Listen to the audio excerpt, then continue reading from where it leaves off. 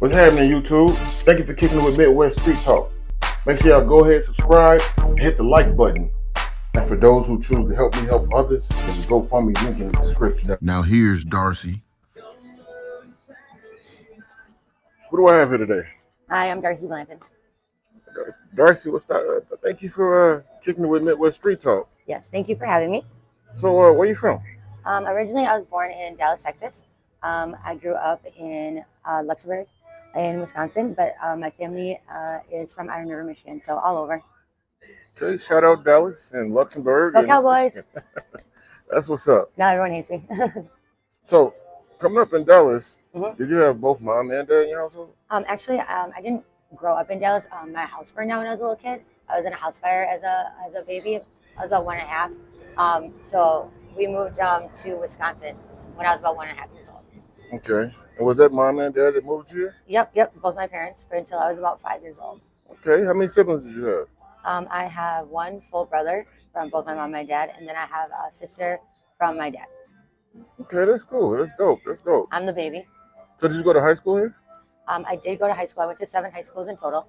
Oh. Yes, I went to Luxembourg until the end of my freshman year. Then I also went to Bayport, East, Ashwaubenon, and then I went to Florida, where I went to Palmetto and graduated eventually at Barron Collier.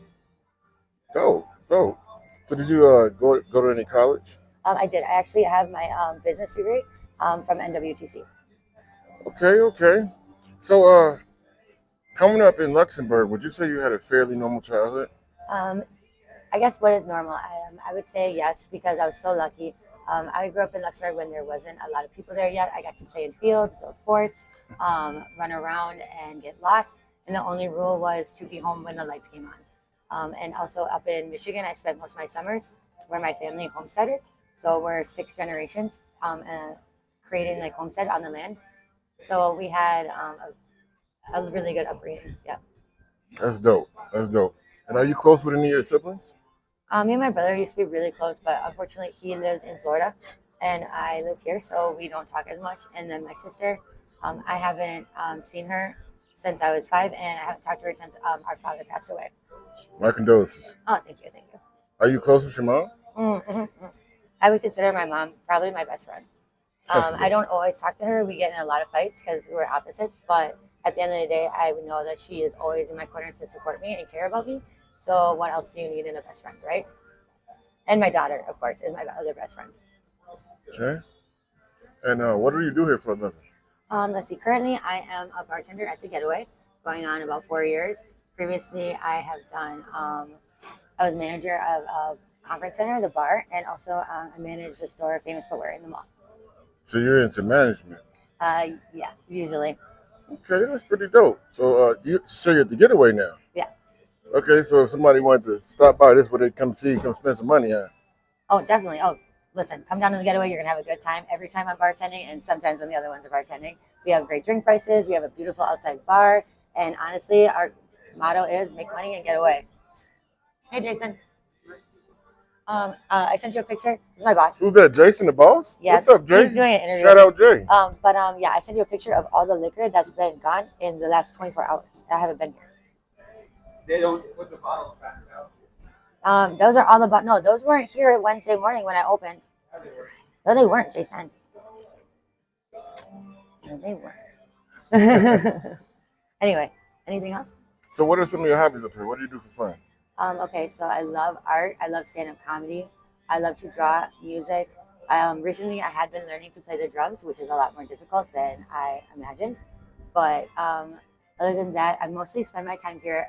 The Getaway is my biggest time taker. Yeah. Okay. So currently, are you single? Yeah. Yep. Yeah. When was your last relationship? I mean, like 2 years ago, I was dating somebody for about 2 years, and then before that, I was single for 8 years, previously to my kid's father. And you got kids? Yep. So I have one kid. Her name is Sophia. She is the love of my life. Now she goes by Terrence, which I'm probably guessing he might not want me to tell people, but now he is claims as a boy, which I respect and I support 100%. How is that raising a transgender kid? How did you accept? So he actually is the only openly transgender child in the Green Bay school system right now. First, when he talked to me about it, he was 5. He said he didn't feel like a girl, he felt like a boy. And I said, if you still feel that way in a year, I will acknowledge it. After a year went by, he told me he still felt the same way. I said, okay, then in another year, we'll talk about it.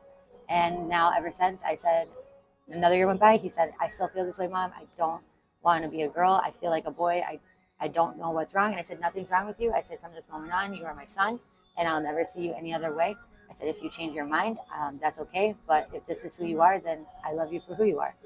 Too many kids are, hurting themselves. They're not feeling accepted. And the last thing I would want is for my child to feel unloved simply from the way he feels about himself. Okay, that's pretty dope. So, what age did he discover this? Did you mention that? All right, I don't remember you mentioned. Yep. So he was 5 when he first came to me about it, and after about 3 years, I allowed it to be his first and foremost identity as male. So there was no influence or. As far as he actually did talk to me about this. He said, Mom, I took time to sit down. He's very intelligent. They actually asked me to put him in high school and have him tested out. He's only 12. I said, my kid will be smart forever. He will only be 12 and a kid once. So he sat down. He said, I thought, am I being influenced by outside media, by the trends in, transgender pride and all that, like inclining and how it's being represented in the media? And he said, no, this is how I feel. This is who I am. And he actually came up with the name Terrence on his own. So how do you feel about, even though your child is intelligent, do you feel like, how do you feel about the age thing they talk about, like children being too young to make their decision? Well, considering that he is not changing his body in any way, that's where I allow it. So if there was an issue where he was coming to me as a parent, asking me to sign papers to have him physically changed and altered, that would be an issue for me because he is so young. That's his choice when he turns 18, and I support that. But for mentally stability and emotionally, I don't think it's wrong for him to express and explore himself as a person on the inside, because I definitely have always felt like I have a masculine personality, though I am a girl. And I have no fear of that. Just because I don't feel like a boy doesn't mean I don't feel that I have masculine energy about me. So if it was a physical change that that harmed him in some way that he could not reverse, like if he wanted to change his mind, that would be an issue. But because it's an emotional and mental thing, I'm totally okay with him exploring that part of him, because he can always regress and go back to thinking the way he wants. Okay, that's a pretty logical explanation, I suppose. Well, it's the best answer. That's how I feel, because at the end of the day, he is his own person.